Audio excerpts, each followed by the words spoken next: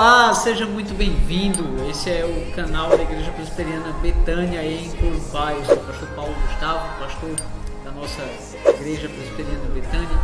Nós estamos aqui em mais um quadro Letras que Edificam.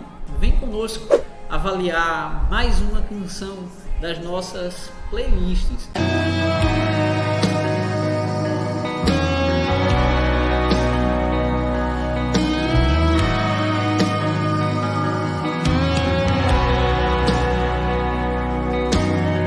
A canção de hoje que nós vamos analisar é uma sugestão da nossa irmã Arli Fonseca. Ela sugeriu de que examinássemos a canção A Casa é Sua, do Casa Worship. É uma canção bastante conhecida, como ela mesma falou no seu comentário, canta-se em muitas igrejas, e nós vamos então analisar. A primeira coisa que eu vou falar a respeito dela é que ela repete muito. É óbvio que numa canção o artifício da repetição ela serve para memorização, e isso é feito tradicionalmente. Por exemplo, se você olhar os hinos do inário, eles utilizam esse artifício da repetição. Eles têm coros que são repetidos. Para quê? Qual que é o objetivo? Para memorização, né? Mas a repetição ela tem limite. Nós estamos diante aqui de uma canção cuja letra ela é para ser cantada em no máximo 2,5 minutos, se você repetir muito, né? Mas aí nós encontramos vídeos dessa canção, inclusive com até 9 minutos. É você esticar a música até ela não aguentar mais. E o propósito é de atingir o centro de sua emoção, é manipular a audiência emocionalmente frágil. É por isso que se usa de tanta repetição. Infelizmente, eu preciso já começar criticando esse ponto. Passada essa parte aqui da repetição, vamos para a letra precisamente. Inicialmente, ela parece refletir sobre a habitação do Espírito Santo na vida do crente, aquilo que nós vamos achar lá na carta aos Efésios, capítulo 1, versículos 13 e 14, quando o apóstolo Paulo afirma que o Espírito Santo habita em nós. Na primeira carta aos Coríntios, quando o apóstolo Paulo fala que nós somos templo do Espírito Santo, tanto no sentido da igreja como uma congregação ser um edifício espiritual no qual habita o Espírito Santo, quanto no sentido de que o nosso corpo, sendo a habitação do Espírito Santo, lá em 1 Coríntios capítulo 6, sendo a habitação do Espírito Santo, deve ser utilizado de modo que o mesmo Espírito Santo, a Santíssima Trindade como um todo, seja glorificado. Ela começa dizendo assim: você é bem-vindo aqui, a casa é sua, pode entrar, me esvazio de mim, me esvazio de mim. E na segunda estrofe, aí ela diz assim: sopra o teu vento aqui, e é esse teu vento que eu quero com muita bondade interpretar como sendo o Espírito Santo, pois ele diz: sopra o teu vento aqui, toma o teu trono, vem reinar. E aí ele diz assim: nós queremos te ouvir, nós queremos te ouvir. Por esse fato é que eu vou entender que esse sopra o teu vento é uma referência ao Espírito Santo. O modo como ela está tratando o Senhor Jesus Cristo aqui é um modo como a gente trata um visitante qualquer na nossa casa, e não como o soberano rei de toda a terra. E na adoração não é assim que você trata. Na adoração, você trata o Senhor Deus como o soberano rei de toda a terra. E aqui eu começo a ver problemas na letra, porque é assim: a casa é dele, mas sou eu que estou mandando. De um modo que eu tenho que dizer assim: eu me esvazio de mim, eu me esvazio de mim. Então a casa não é dele, Se a ação é desse modo, então está demonstrando o seguinte: a casa é sua, mas quem manda sou eu.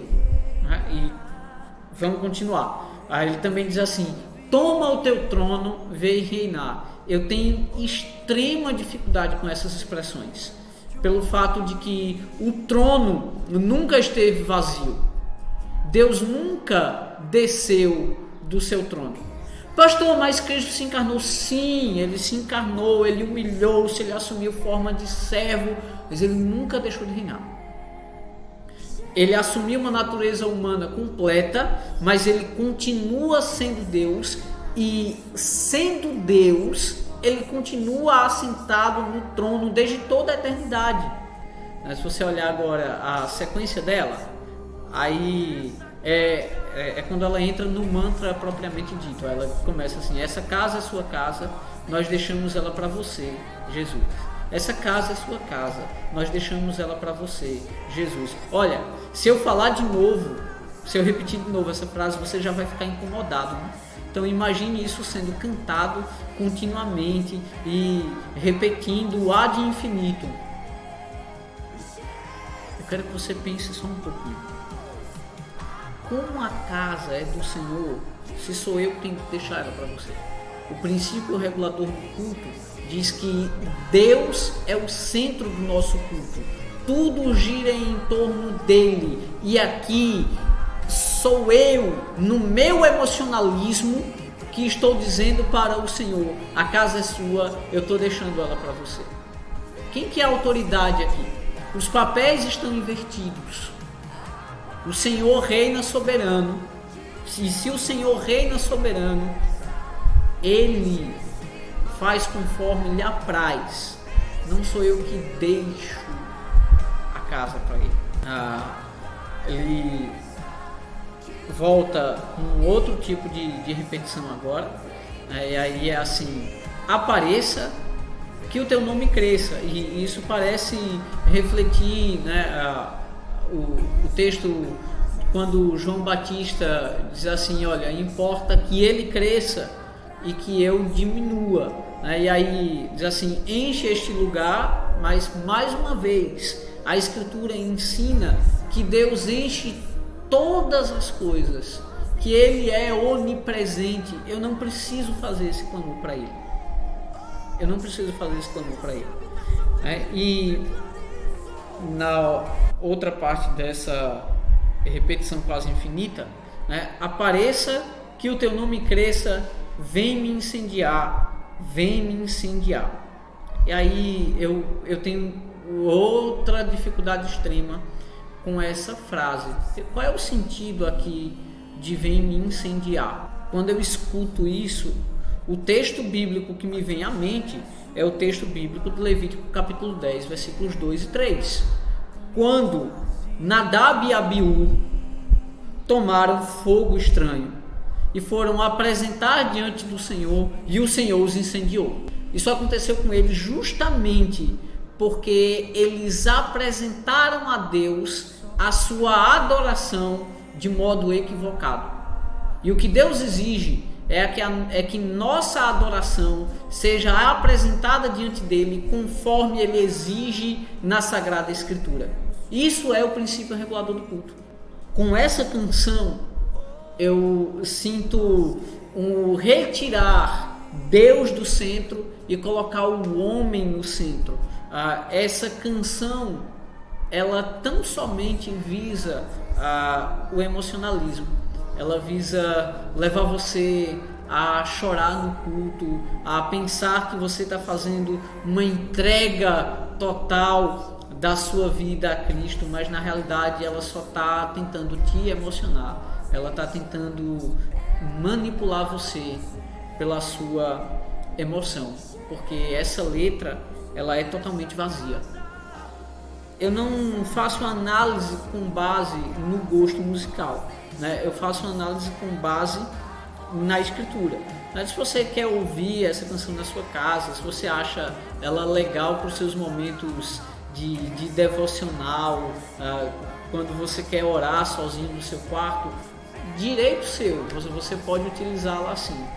mas pro culto ela não tem o princípio da adoração. Ela não se prostra diante de Deus reconhecendo a sua grandeza e soberania. Ela também não tem o princípio do cântico congregacional, de levar a igreja a contemplar a glória e a soberania de Deus. Então, você me pergunta assim, pastor, cantaria ela no culto? Não, jamais. E qual nota você dá para ela? Eu daria um 5, porque, como eu disse, tem o esforço de alguém, tem o estudo de alguém, o estudo musical, eu reconheço esse esforço, mas quando eu analiso a teologia da música, ela, com todo respeito, mas ela é fruto de uma teologia pobre, que desconhece o Deus que se revela na Sagrada Escritura. Ao dizer isso, obviamente, eu não tenho nada pessoal contra o seu compositor, contra quem canta, nada disso. Eu também não estou dizendo aqui que a pessoa não é crente, ou que a pessoa faz isso de modo insincero, nada disso. Mas quando eu submeto a canção ao crivo da Sagrada Escritura, ela revela uma teologia pobre e um desejo de uma manipulação emocional tão comum no evangelicalismo brasileiro, infelizmente. Então, essa foi mais uma análise no Letras que Edificam. Mais uma vez, se você discorda, se você tem alguma observação que eu tenha deixado passar, coloca aí no seu comentário, mais uma vez de modo respeitoso. Nós estamos sempre aqui à disposição. Mais uma vez eu quero agradecer a nossa irmã Arli Fonseca pela sugestão e rogar que nesse nosso trabalho Deus lhe conduza a filtrar bem aquilo que você ouve e aquilo que você canta no culto na sua igreja. Que Deus assim nos abençoe e nos dispense a sua graça. Até mais, fique com Deus.